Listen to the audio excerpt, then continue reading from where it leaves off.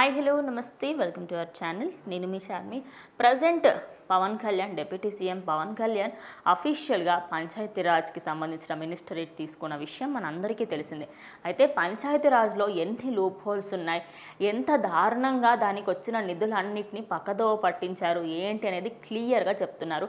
అయితే ఆయన చెప్పిన ప్రతిసారి కూడా జనాలకి ఏంటంటే ఇంత జరుగుతున్నప్పటికీ ఎందుకు మేము తెలుసుకోలేకపోతున్నాము ఏంటి అనేది చాలామందికి ఉన్న డౌట్.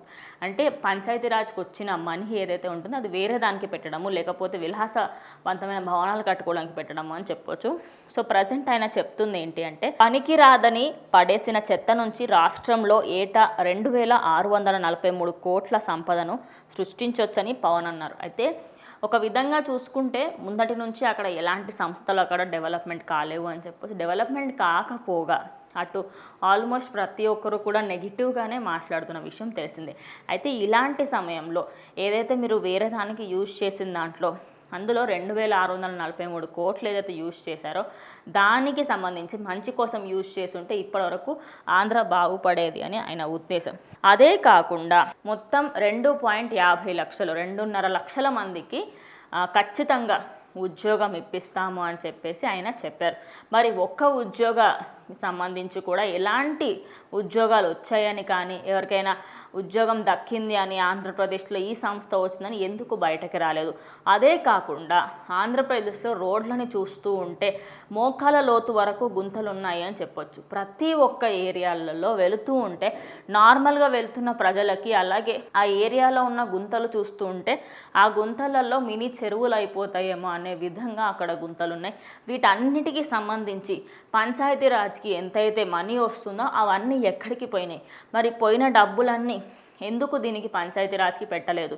₹1 అయినా దీనికి పెట్టాల్సింది కదా, మొత్తం వేరే వాటికి ఎందుకు కేటాయించాల్సిన పరిస్థితి వచ్చింది అని చెప్పేసి ఆయన ప్రశ్నించడం జరిగింది.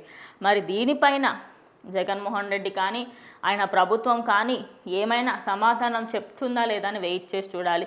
బికాస్ ఇన్ని రోజుల పాటు ఏ దానికి సంబంధించి అడిగినప్పటికీ కూడా దేనికి కూడా వాళ్ళ దగ్గర ఒక క్లియర్ ఆన్సర్ లేదు అనుకోవచ్చు.